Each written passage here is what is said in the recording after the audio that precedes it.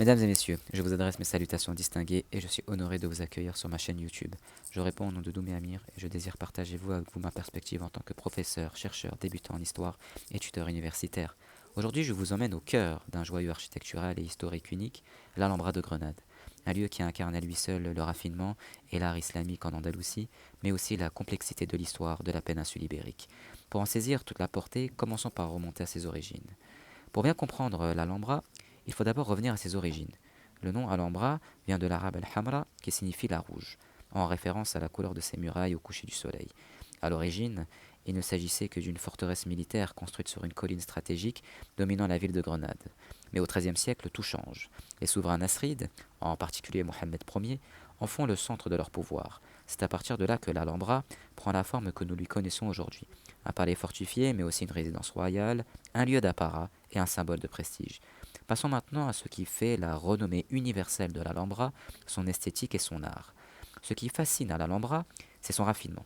On y entre comme dans un rêve d'architecture. Les décors en stuc finement ciselés, les coupoles, les arcs entrelacés, les mosaïques de faïence, mais aussi l'usage magistral de la lumière et de l'eau témoignent d'un art de vivre et de penser. Le célèbre palais des Lions, avec sa cour centrale et sa fontaine soutenue par 12 lions sculptés, incarne cette perfection. L'eau y coule doucement, reflétant les colonnes élancées et apparent fraîcheur et sérénité. Ce style n'est pas simplement décoratif, il traduit une vision du monde propre à l'islam andalou, où l'équilibre, la géométrie et la contemplation jouent un rôle fondamental. Mais cette splendeur n'a pas été figée dans le temps. L'Alhambra a continué son parcours après la fin du royaume nasride.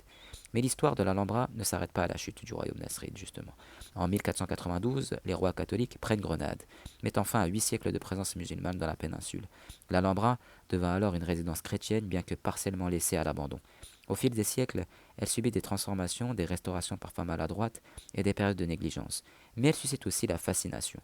Washington Irving, l'écrivain américain, contribue au XIXe siècle à faire redécouvrir ce lieu à l'Occident grâce à ses contes de l'Alhambra. Qu'en est-il aujourd'hui? Quelle est la place de l'Alhambra occupe-t-elle dans la mémoire collective contemporaine? Aujourd'hui, la Alhambra est classée au patrimoine mondial de l'UNESCO et constitue l'un des sites les plus visités d'Espagne. Elle attire des millions de visiteurs chaque année, fascinés par ce que ce lieu raconte de la grandeur passée de l'Andalous. Mais visiter l'Alhambra, ce n'est pas seulement admirer sa beauté, c'est aussi interroger l'histoire, la transmission, les échanges culturels, et peut-être repenser notre manière de voir les héritages multiples qui composent l'Europe. Merci de m'avoir accompagné dans cette exploration de l'Alhambra, ce lieu où l'histoire, l'art et la mémoire se mêlent pour former un témoignage unique. J'espère que cette réflexion vous aura été utile.